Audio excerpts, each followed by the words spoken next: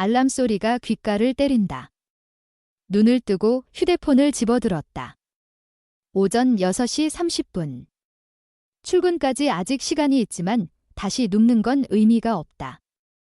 이젠 늦잠을 자도 깨워주는 사람이 없고 밥을 함께 먹을 사람도 없다. 혼자 산다는 것은 그렇게 작은 차이에서 시작됐다. 처음에는 자유로웠다. 아무도 나를 구속하지 않는다는 게 속 시원했다. 하지만 곧 그 자유가 허전함으로 변했다. 혼자 먹는 아침, 혼자 준비하는 출근, 그리고 혼자 마주하는 밤, 모든 순간이 혼자의 몫이었다. 작은 원룸. 7평 남짓한 공간에는 최소한의 가구들만 놓여 있다. 한쪽 벽에 기대어 놓은 1인용 식탁과 의자, 침대 하나, 그리고 좁은 옷장 하나, 그나마 창문이 커서 햇빛이 잘 들어오는 게 다행이다. 세수를 하고 간단히 아침을 준비한다. 냉장고를 열어 계란을 꺼내 프라이팬에 지졌다. 물 한 잔과 함께 조촐한 식사를 마친다. 예전에는 상다리가 휘어질 정도로 차려야만 식사 같다고 느꼈는데 이제는 이 정도면 충분하다. 이혼 후 처음엔 자책도 많았다. 내가 왜 그랬을까? 남편 몰래 했던 주식 투자. 처음에는 작은 돈이었다. 한 번 수익을 보면서 욕심이 났고 더 크게 베팅했다. 하지만 결국 모든 것을 잃었다. 전 재산이 날아갔고 남편은 분노했다. 우리 사이에 남아있던 신뢰마저도. 결국 우리는 이혼했다. 그렇게 나는 3억의 빚을 짊어진 채 원룸에서 새 출발을 하게 되었다. 출근길은 늘 비슷했다. 출근길에 들리는 편의점에서 1,500원짜리 아메리카노를 산다. 4,500원짜리 프랜차이즈 커피를 마시던 시절도 있었지만 이제는 사치였다. 중소기업의 사무직. 10년 넘게 다닌 곳이라 익숙하지만 이곳에서 버텨야만 한다는 생각에 책임감이 더 무겁게 느껴진다. 출근하자마자 컴퓨터를 켜고 밀린 메일을 확인한다. 상사의 요청, 거래처 문의, 부하 직원들의 질문. 아무 일 없는 척 차분하게 하루를 보낸다. 점심시간이 되면 동료들과 식당에 간다. 억지로 웃고 가벼운 농담을 나누지만 머릿속은 늘 숫자로 가득 차 있다. 빚 3억. 월급을 받고 생활비를 제외하고 남은 금액을 빚 갚는 데 쓰면 얼마나 줄어들까? 그런 계산이 머릿속을 맴돈다. 팀장님 주말에 뭐 하세요? 후배 직원이 물어본다. 나는 멋쩍게 웃으며 대충 얼버무린다. 주말엔 특별한 일이 없다. 혼자 영화를 보거나 공원을 산책하거나 때로는 침대에서 하루를 보내기도 한다. 사람들과 어울리는 것이 점점 더 힘들어졌다. 이혼한 여자라는 꼬리표가 붙을까 봐 사적인 이야기를 꺼리는 것이 습관이 되어버렸다. 퇴근 후 집으로 돌아오는 길은 여전히 조용하다. 버스 정류장에서 내려 좁은 골목을 지나 원룸으로 향한다. 가로등 불빛 아래 내 그림자가 길게 늘어선다. 매일 같은 길을 걷고 같은 공간에 도착하는 것이 익숙해졌지만 여전히 어딘가 허전하다. 현관문을 열고 들어서자 어둠이 나를 맞이한다. 불을 켜고 가방을 내려놓는다. 작은 냉장고에서 우유 한 잔을 꺼내 마신다. 저녁을 대충 때운 덕에 배는 고프지만 지출을 줄이기 위해 끼니를 간단히 해결하는 것이 습관이 되었다. 창밖을 바라본다. 저 멀리 보이는 아파트의 불빛들이 하나둘 꺼져간다. 저 집들에는 가족들이 있을까? 남편과 아내, 아이들. 나는 이제 혼자다. 더 이상 누군가를 기다릴 필요도 없고 기다려줄 사람도 없다. 이렇게만 살아도 괜찮은 걸까? 머릿속을 스치는 질문에 한숨이 절로 나온다. 빚은 여전히 3억. 적금 넣을 여유도 없이 월급의 절반 이상을 빚 갚는 데 쓰고 있다. 남은 돈으로 생활하는 것도 빠듯하다. 노트북을 켜고 통장 잔고를 확인한다. 다음 달 대출이자 납부일까지 얼마 남지 않았다. 이대로는 안 되겠어? 정신 차리고 잘 살아보겠다고 다짐했지만 이렇게만 살다가는 평생 빚을 다 갚지 못할 것이다. 더 이상 회사 월급에만 의존할 수 없다. 투잡을 해야 하나? 생각이 정리되자마자 바로 검색창에 키워드를 입력했다. 50대 부업 가능, 퇴근 후 가능한 투잡 같은 단어들을 검색해본다. 배달, 대리운전, 물류, 아르바이트, 모텔 청소 다양한 일들이 나오지만 체력이 필요한 일들이 많다. 그때 눈에 띄는 공고 하나, 모텔 청소 야간 알바. 주말 및 야간 근무 가능. 내용을 살펴보니 체력적으로 힘들지만 시간 조정이 가능했다. 월급이 적지만 고정 수입이 될 수 있었다. 고민 끝에 지원서를 작성하고 며칠 뒤 면접을 보게 되었다. 모텔 사장은 날 보자마자 한숨을 쉬었다. 이 나이에 할 수 있겠어요. 그 말에 속이 상했지만 빚을 생각하며 고개를 끄덕였다. 열심히 하겠습니다. 처음 맡은 일은 객실 청소였다. 침대 시트를 갈고 쓰레기를 치우고 욕실을 닦는 일이었다. 하지만 생각보다 훨씬 힘들었다. 화장실 문을 열자 순간적으로 역한 냄새가 코를 찔렀다. 변기 주변에 묻은 얼룩과 머리카락이 눈에 들어왔다. 내가 이 일을 해야 하나 한순간 주저했지만 빚을 떠올리며 걸레를 손에 쥐었다. 청소를 마치고 나오자 모텔 사장이 불러세웠다. 이게 뭐야?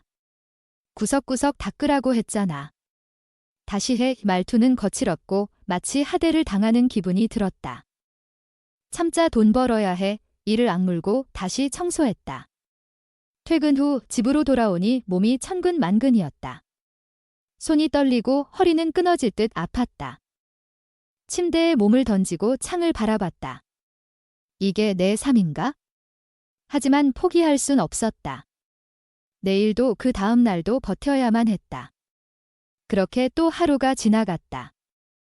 며칠 연속으로 퇴근 후 모텔로 출근했다. 모텔 청소 일에도 익숙해질 줄 알았지만 현실은 달랐다. 반복되는 노동, 예상치 못한 더러운 방들, 끝없는 손님들의 무책임한 흔적들, 화장실 문을 열 때마다 숨을 참고 구석구석 묻은 오물을 닦으며 속으로 울컥하는 날이 많아졌다. 어느 날 유독 심한 방을 마주했다. 침대 위에는 담배재가 흩어져 있었고 욕실에는 사용한 휴지들이 바닥에 널브러져 있었다. 벽에는 손자국이 선명하게 남아 있었고 테이블에는 국물 자국이 눌어붙어 있었다. 이건 사람이 할 일이 아닌데. 잠시라도 손을 놓고 싶었지만 모텔 사장의 눈빛이 느껴졌다. 한숨을 내쉬고 다시 걸레를 들었다. 하루하루 버티던 어느 날 모텔에서 함께 일하는 60대 아주머니가 말을 걸어왔다. 의외였다. 모텔에서 늘 무뚝뚝하게 일하는 줄만 알았던 아주머니가 자신도 힘들었다고 털어놓다니. 그럼 어떻게 버티셨어요? 아주머니는 허리를 펴며 피식 웃었다. 너무 자책하지 마. 우린 그냥 열심히 사는 거야. 그 말이 묘하게 마음을 건드렸다. 나는 자책을 하고 있었구나. 내 삶이 여기까지 내려왔다는 걸 부끄러워하며 스스로를 미워하고 있었다. 그날부터 아주머니와 조금씩 이야기를 나누게 되었다. 그녀도 나처럼 빚을 갚기 위해 이 일을 시작했지만 이제는 그냥 일상을 살아가고 있다고 했다. 돈 때문에 시작했지만 살다 보니까 그게 전부가 아니더라고. 그 말을 곱씹으며 나는 작은 결심을 했다. 나도 그냥 살아보자. 스스로를 미워하지 말고 지금 할 수 있는 것부터 하면서 살아보자. 이렇게 나는 조금씩 변해가고 있었다. 매일 회사에서 퇴근하면 간단한 저녁을 먹는다. 예전 같으면 TV를 켜두고 여유롭게 저녁을 즐겼겠지만 요즘은 시간이 아깝다. 일찍 잠을 청하고 새벽 3시면 모텔로 출근해야 하기 때문이다. 모텔 청소를 3에서 4시간 정도 집중해서 방을 정리하고 나면 땀범벅이 된다. 욕실을 청소할 때마다 몸을 숙이고 낡은 타일 틈을 닦다 보면 손끝이 얼얼해진다. 손등에 물집이 따끔거렸다. 청소를 마치고 나면 해가 떠오를 시간. 원룸으로 돌아와 가볍게 샤워를 한다. 거울을 보면 퀭한 눈과 지친 표정이 보인다. 하지만 곧 출근 시간이 다가온다. 다시 회사로 향할 준비를 하면서 생각한다. 빚을 갚아야 한다. 이 고된 일상이 언제 끝날지는 모르지만 멈출 순 없다. 회사로 향하는 버스에서 꾸벅꾸벅 졸다가도 동료들을 만나면 다시 아무렇지 않은 척 미소를 지어 보인다. 아무도 내가 새벽에 모텔에서 화장실을 닦고 온 줄은 모른다. 그저 평범한 사무직 직원처럼 보이겠지? 이렇게 하루를 버티고 또 버틴다. 하루하루 버티는데 집중하다 보니 어느새 몸이 무거워졌다. 아침마다 침대에서 일어나기가 점점 더 힘들어졌고 모텔에서 청소를 하다가도 갑자기 숨이 차오르는 날이 많아졌다. 그러던 어느 날 모텔 청소를 마친 후 원룸으로 돌아가는 길이었다. 지친 몸을 이끌고 골목길을 걸으며 버스를 기다리는데 갑자기 다리가 휘청거렸다. 순간 눈앞이 흐려지면서 바닥이 멀어지는 느낌이 들었다. 아, 안 되겠어. 몸을 가누려 했지만 이미 중심을 잃고 있었다.